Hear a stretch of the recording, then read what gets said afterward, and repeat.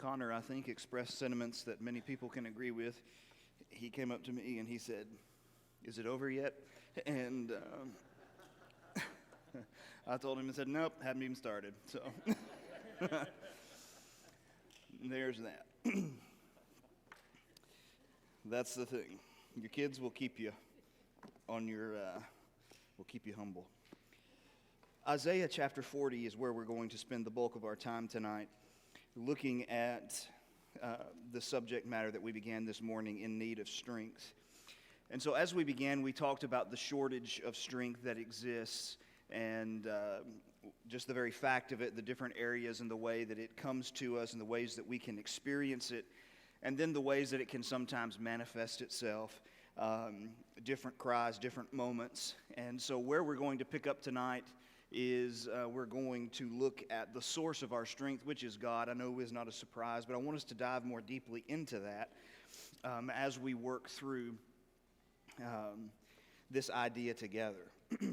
As we said this morning, I listed out a couple of texts at the end this morning, like Philippians 4 and Ephesians 6 and 1 Timothy 1.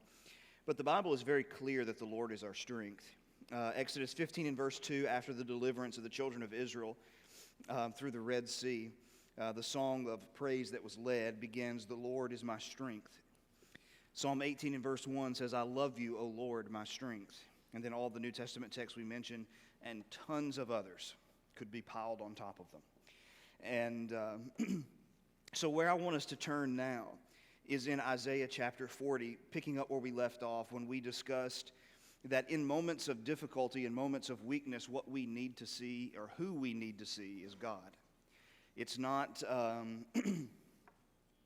we need self-help. It's not that we need three-pointers. We need to see something that is much bigger than us, and to be able to anchor ourselves in that.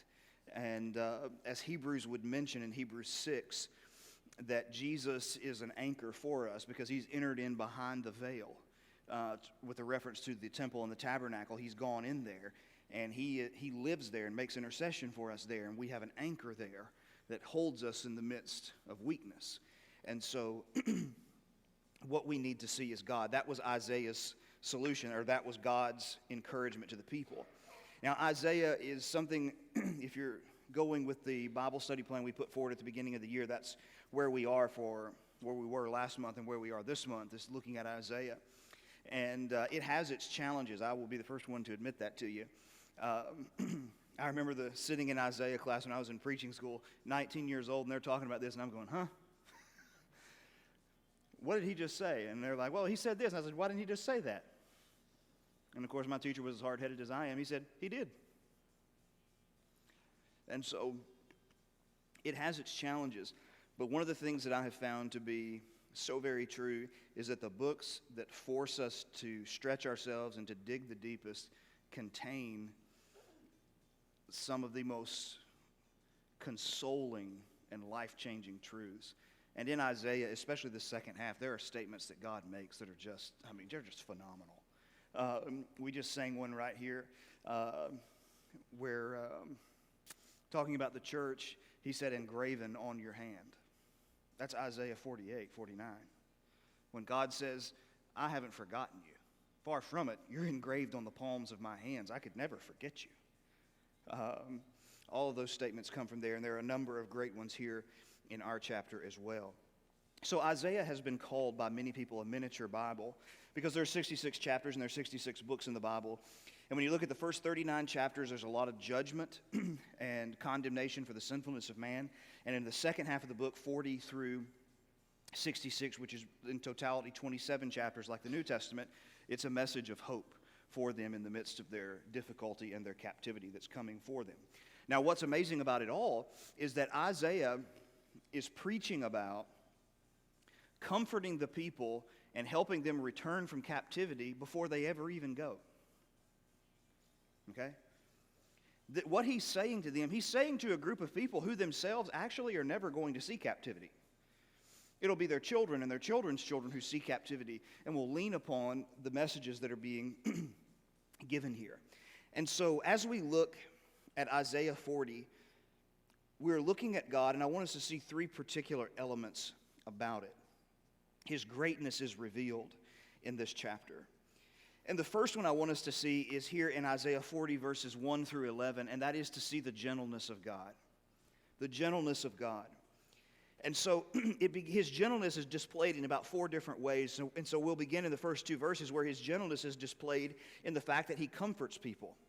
Comfort, comfort my people, says your God. Speak tenderly to Jerusalem and cry to her that her warfare is ended and that her iniquity is pardoned, and she has received from the Lord's hand double for all her sins. Now, this is a group of people who want nothing to do with God.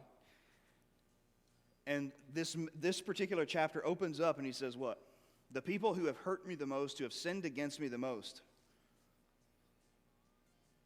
it's going to be okay. Comfort. Comfort. Comfort my people. This judgment, he says, you've received double for all your sins. There are 2 ways to take that. One of them has to do with being under the law. You could pay a double portion for certain sins. I think, though, the better idea behind it means that their sins were on the scales of justice this way, and then God administered justice, and so now the scales are even again, and therefore now they can move forward in their relationship with God. I think that's the idea he's communicating. But to tell her that her warfare is ended, all this stuff that she has been through, it's over, and her sins, as great as they are forgiven. They're pardoned. And it's nothing short of, the prophets speak of it as spiritual adultery. Habitual spiritual adultery. And a wife who refused to be faithful to her husband. And as Jeremiah would say, she followed after many lovers. And God, having been treated that way, says, it's going to be okay. Comfort them. And so we see something about God's gentleness. And then, number 2, we see the fact that he is coming back to live with his people. Especially, you remember, this is written to the children of Israel in particular. And so in verse 3, he says, a voice cries in the wilderness, prepare the way of the Lord. Make straight in the desert a highway for our God. Every valley shall be lifted up, and every mountain and hill shall be made low. The uneven ground shall become level, and the rough places a plain. The glory of the Lord shall be revealed, and all flesh shall see it together, for the mouth of the Lord has spoken. Now you remember, these are the words of John the Baptist in Matthew 3 and Luke 3 and Mark 1 and in John 1 as he's talking about the coming of Jesus. And in this context, a number of people, when they study it, they say this has reference to the fact that the children of Israel are returning from captivity to their homeland. The problem with that is that's not what it says. Okay? What it says, it doesn't say prepare in the wilderness a way for the children of Israel to return home. It says prepare in the wilderness a highway for our God. Because when you look and you study Ezekiel's writings, in Ezekiel, there's this, it kind of appears every so often in these opening chapters of Ezekiel, God's glory is revealed and it is slowly easing its way out of the temple. And so it leaves the most holy place, and then it leaves the holy place, and then it moves over the Kidron and up to the Mount of Olives, and then it ascends back into heaven. The glory of God departs from Israel, which, by the way, is a very similar pattern to how Jesus did all of that. And so what he's saying, God will remove his presence from them. And the good news, his gentleness, is that he's coming back. He's coming back to be with us. His glory is going to dwell with us once again in this place that he has chosen. And so he is coming for them. He is returning to them. Their relationship is being restored. But then a third idea that's seen in 6 through 8 is the fact that he is constant and that he is steady. When it says, a voice says, cry, and I said, what shall I cry? Here's the message, all flesh is grass and all its beauty, or all the promises like the flower of the field. The grass withers, the flower fades, and when the breath of the Lord blows on it, surely the people are grass. That is, there still is a destructive east wind in this particular region, and vibrant grass in 48 hours will be dead. It will be as black can be, with a violent east wind blowing upon it.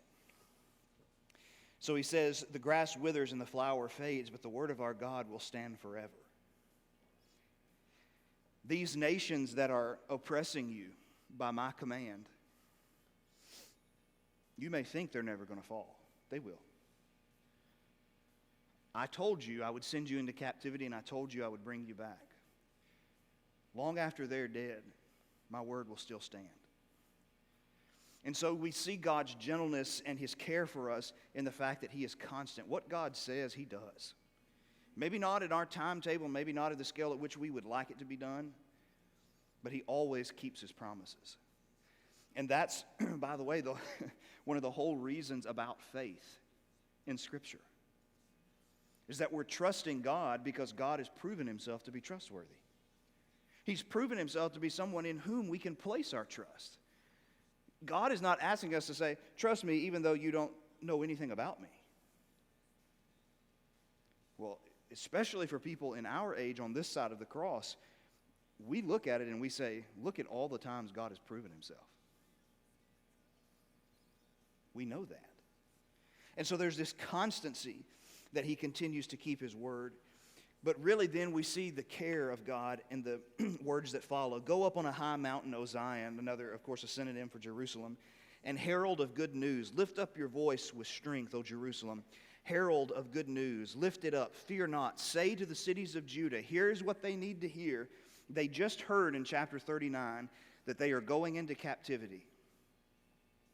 What do the people that are in captivity need to hear?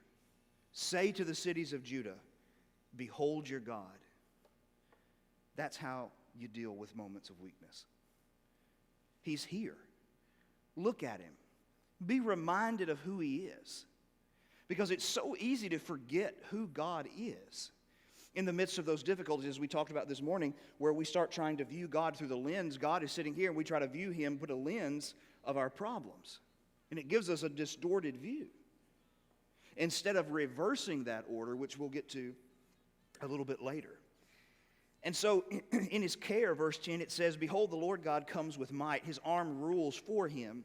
Behold, his reward is with him and his recompense before him. That is, God has the strength to punish every one of his enemies and to take care of his people. And so there's this strength, this element of strength that's being given in verse 10. But in verse 11, there's an element of tenderness when he says he will tend his flock like a shepherd, and he will gather the lambs in his arms and will carry them in his bosom, literally in his heart. And he will gently lead those who are with young. And so you have a God who is powerful enough to protect you and to right every wrong that's been perpetrated against you. But the same hand, the same arm that is strong enough to punish everyone who harms you is also gentle enough to pick you up and carry you next to his heart.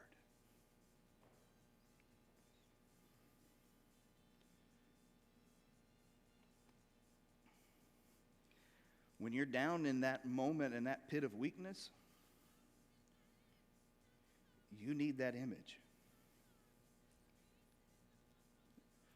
That God is carrying me. That not only is he strong enough to handle the problem that is in front of me, he's gentle enough to carry me as I walk through that problem.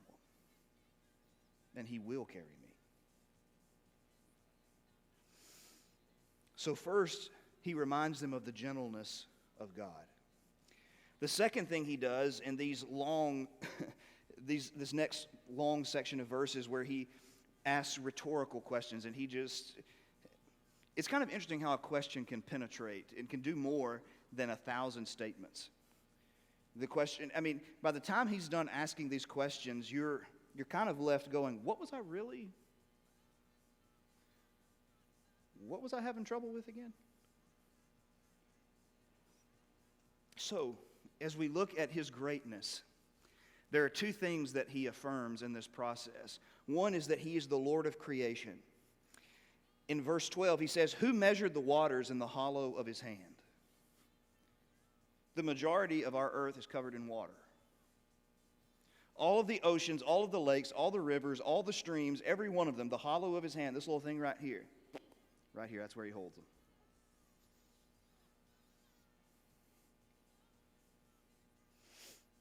Who marked off the heavens with a span? A span was the distance from your thumb to your pinky if you spread it out. The heavens that we cannot even measure. How big is that to God? Something like that.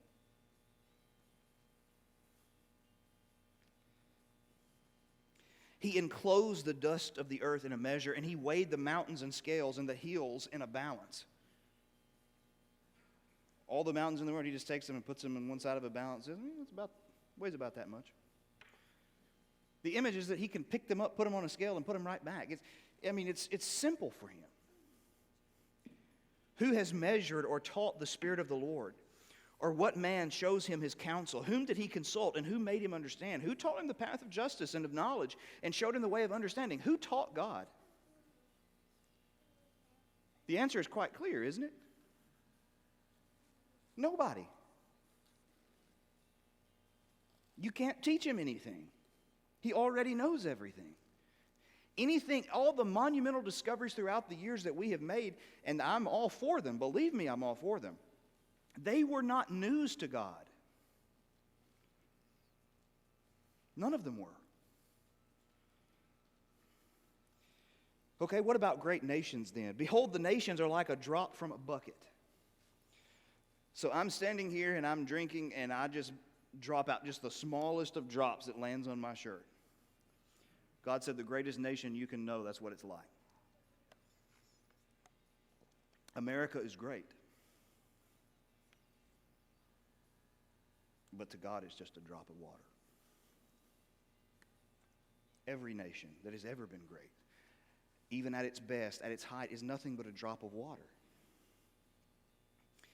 They're accounted as dust on the scales. When we put that stuff on the scales, maybe measuring certain foods and dried goods, that dust that remains on the scale after you pull it off, and you just go, whew. God looks at the greatest nations on the earth, and when he gets ready, he goes, whew.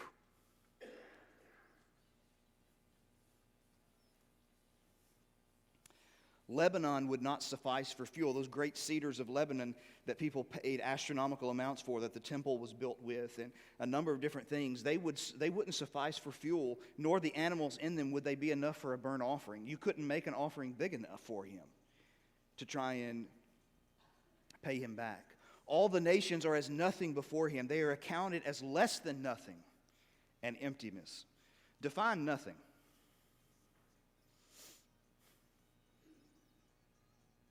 You can't. God said the power of all those nations is less than nothing.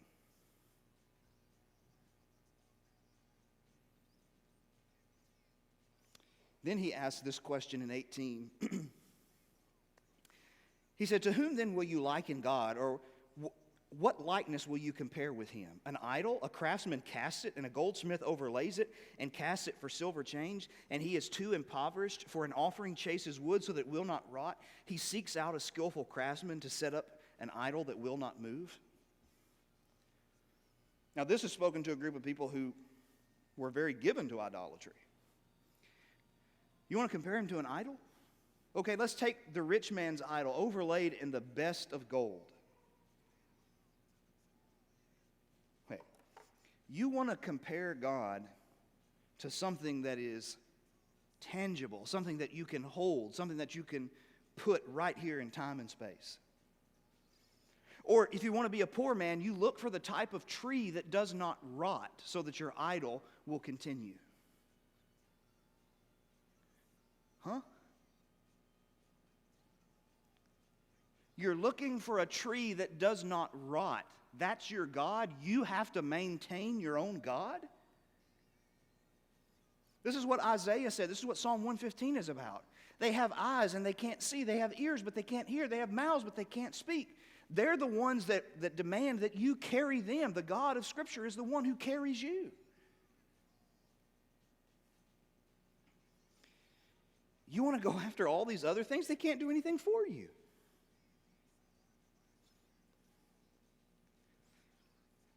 So then he moves even further in driving home another point.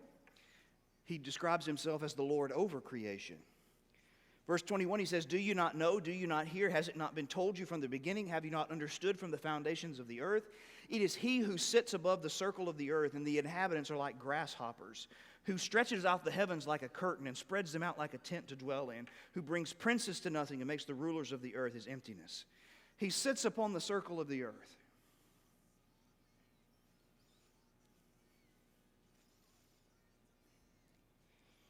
He just goes and hops a seat and sits and looks over the earth. And all the inhabitants are just like little grasshoppers. No matter how strong they may be, no matter how powerful they may be, just a little bug.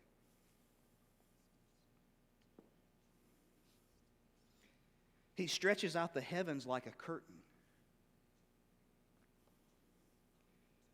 Or in, I guess, more American terms, you could say, I mean, he moves the heavens like we open our blinds in the morning.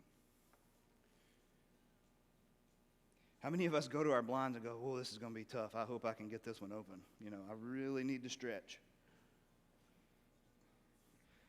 No, it's actually thoughtless action that's done quite easily. How hard was it for God to stretch out the heavens?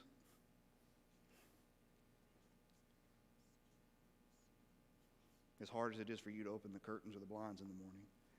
It's not hard at all. And they're like a tent for him to dwell in. Just, throwing up a little tent here. Who brings princes to nothing, who makes rulers of the earth as emptiness. Scarcely are they planted, scarcely sown, scarcely has their stem taken root in the earth, when he blows on them and they wither, and the tempest carries them off like stubble.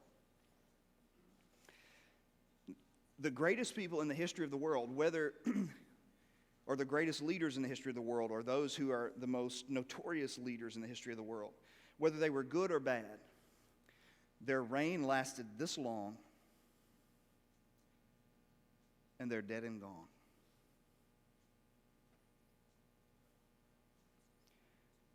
That's one of the, and that truth is so, and I say either good or bad. Even the greatest person, the greatest servant that God has, as the old statement goes, it's interesting that God buries his servants, but his work continues. Even the greatest leaders who have helped, God has used to help the church, he buries them, and the work continues, and another one comes behind it. Then he says, to whom will you compare me, again in verse 25, that I should be like them, says the Holy One? Lift up your eyes high and see who created these, who brings out their host by number, calling them all by name, by the greatness of his might, and because he is strong in power, and not one is missing.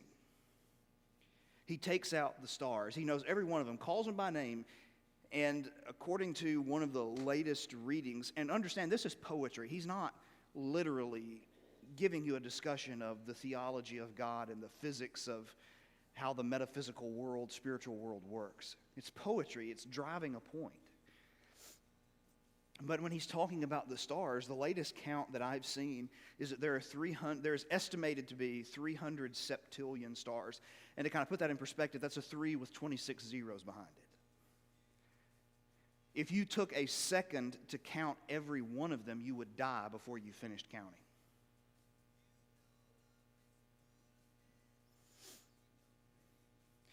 You would literally die before you finished counting. He calls them all by name, and he knows exactly where every one of them are. God says, look up at the heavens. I control every bit of that. Now, in moments where we're in struggles and weaknesses, we look at the heavens and we see how God rules the heavens so easily. Do you think God looks at a rock that's floating around in outer space that he has created? You think he knows the name of every one of them and can tell you exactly where it is, but he doesn't know about your problems and he doesn't care one bit about them? No, not even for a second. If he knows the smallest and most minute detail of inanimate objects, you can be certain he knows every single detail inside and out, upside down, front and back of his image bearers that live on the earth.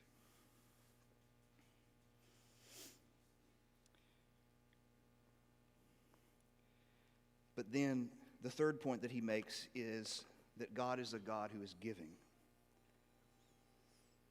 He knows. Verse 27, what do you say, O Jacob, and speak, O Israel? My way is hidden from the Lord, and my right is disregarded by my God. Have you not heard? Have you not heard? Have you not known? Have you not heard? The Lord is the everlasting God, the creator of the ends of the earth. He does not faint nor grow weary. His understanding is unsearchable. Now their statement is in verse 27, My way is hidden from the Lord, and my right I've been disregarded by my God. A more literal translation would be that, does God know what I'm going through? What's Isaiah's answer? Haven't you heard? Haven't you known? The everlasting God knows everything.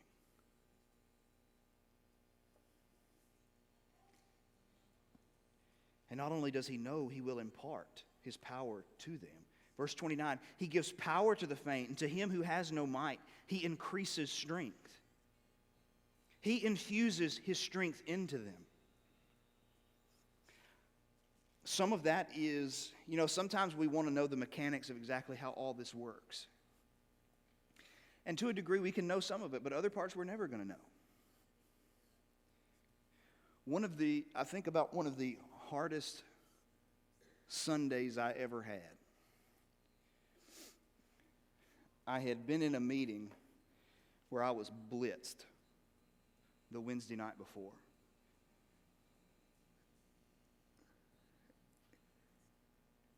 And was lit up one side and down the other.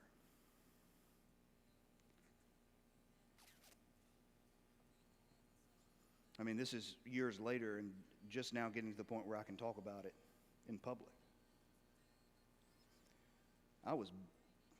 There was nothing left of me when they were done. I was the worst preacher that had ever walked the planet. I hated the church. I hated righteous people.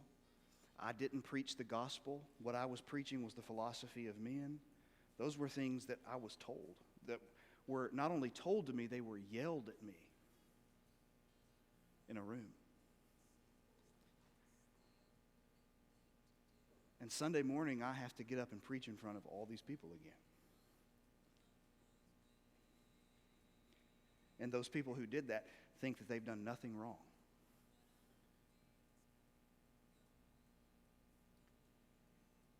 Brooke and I both sat in the pew and cried through most of the service that morning. And I honestly did not know, when time came for me to step out and walk to the pulpit, I did not know if I was going to be able to get my first foot out of that pew. Knowing that now they're listening and just waiting for any little thing that they can nitpick so that they can do it all over again.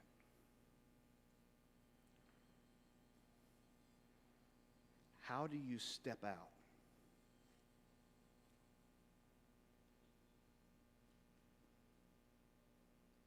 You have to believe that God is bigger than it. You have to believe that God is bigger in that moment. And you have to put aside, oh no, if I say this, are they going to get upset? And simply say, if I don't say it, God is going to be upset. I to this day do not know how I walked from our pew to the pulpit. But I know that I lived through it. And I survived it. And I came out on the other side of it.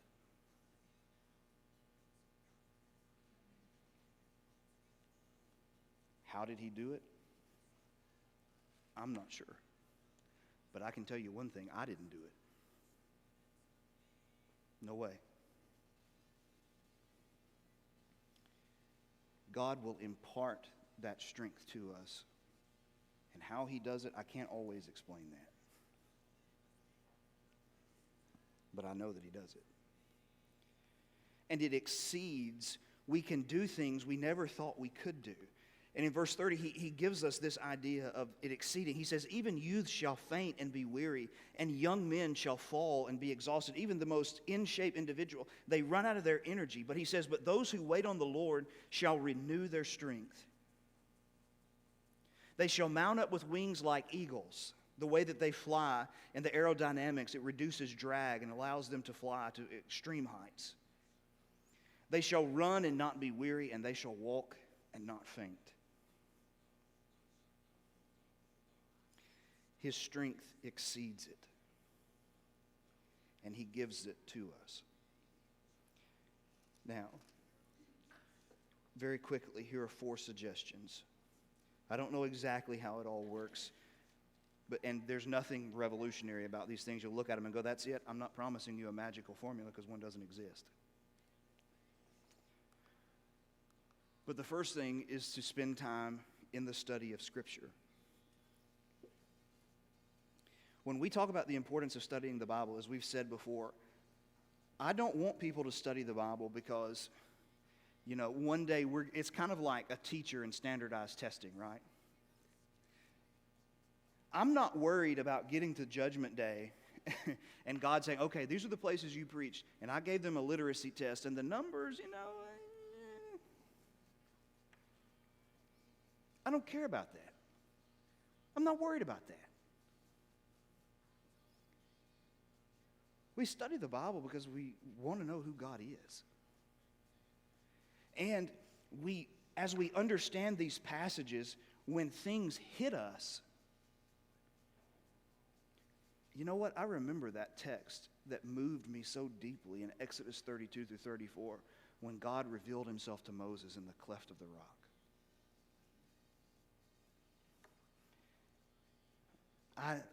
I know what Psalm 23 is actually about, not just a precursory familiarity with it, but I actually get what it's about. It's so when those moments come, I can go to those passages that remind me of things that can be obscured from me in the difficulties of the moments and in those weaknesses. I know where to go. Number 2, I pour myself out before God as I pray. Listen,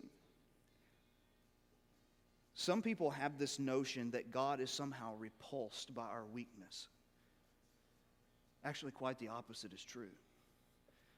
Not only is he not repulsed, he is impulsively drawn to our weaknesses.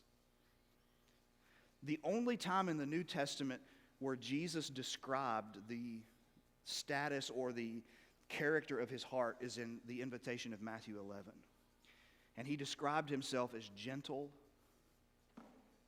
and lowly. What does that mean? Or in Matthew 12, when he said, a bruised reed he will not break, nor a wick, a burning wick that's a flame that's about to go out, he will never take his hand and put it out.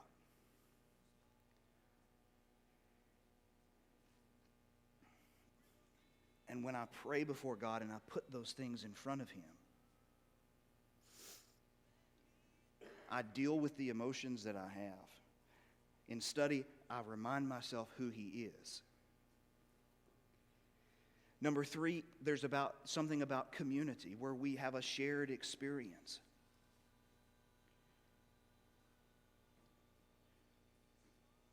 Some of the moments in my life that I experienced for the first time, I'm very glad I had mentors that I could turn to and say, this is what's happening. What do I do?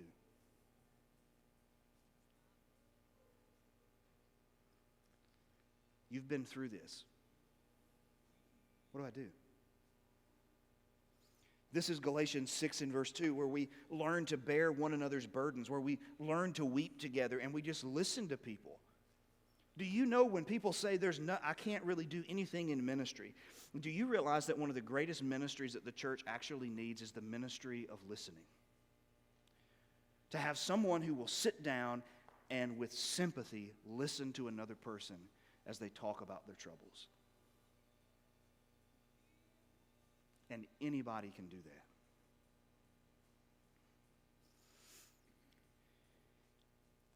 And there's something about when you start getting these elements working together, when you start seeing God for who he is because you're opening his word and reminding yourself who he is and you're spending time in front of him. When you meet that guy who's giving you a hard time, and people say, well, he's got power. He can do what he wants to do. He's nothing before God. And he will not make me afraid.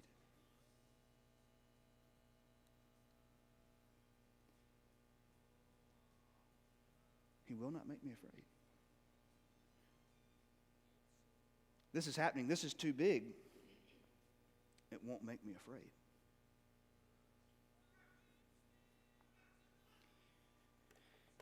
And because of that, our vision changes. As Andrew Davis said in his writings, the greater that God appears to us, the smaller our afflictions will seem. And so we go back to this illustration we had previously.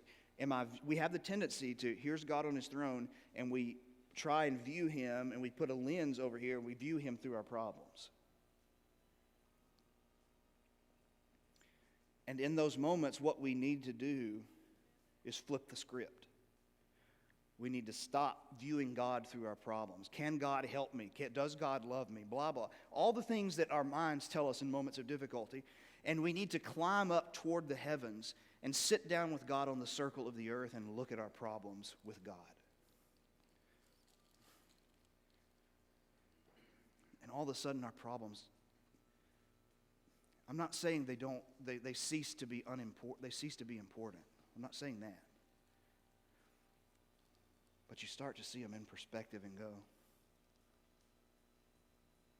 there's nothing he can't handle. There's a song, well, there's actually a whole series of things I want to preach about on this at some point,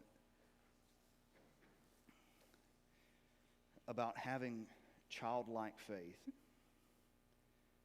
And one of the songs that our kids sing, my God is so big, so strong, and so mighty, there's nothing my God cannot do. And how easy it is for us to believe that as children, but when we become adults, all of a sudden we think, well, that was just childish thinking. It was not childish thinking. It was biblical thinking all along. And God will be with us and help us and give us the grace and the strength to endure it. He may not, and here's the thing we have to understand. The problem that I take to God, one of the things we have to understand is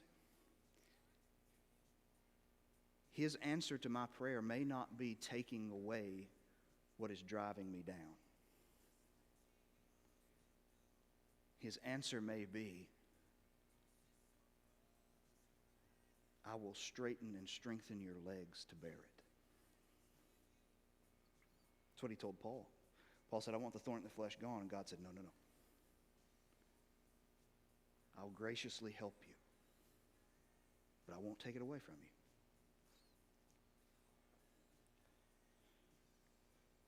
And when you go through those moments,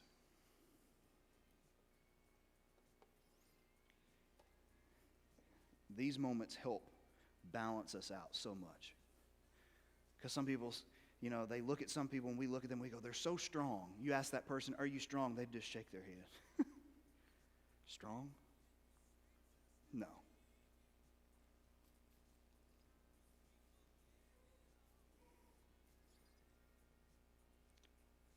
So we have shortages of strength. We have God as a source of strength. And in those moments of extreme weakness, we run to God, we run to his people, we run to his word, and we lift our gaze and we change the way that we think about things.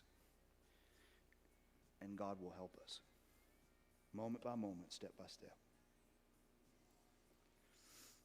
Maybe tonight somebody is in that moment of weakness, whether it's the weakness of sin or just weakness in general. God is willing and ready, and so are we, to help one another in the midst of our weaknesses. Because we have a heart, we have a Savior with a gentle and lowly heart that is drawn out to us. And because we have experienced his gentleness and lowliness, our hearts are drawn to people who hurt too. And if we can help you this evening, that's what we want to do as we stand and sing this song.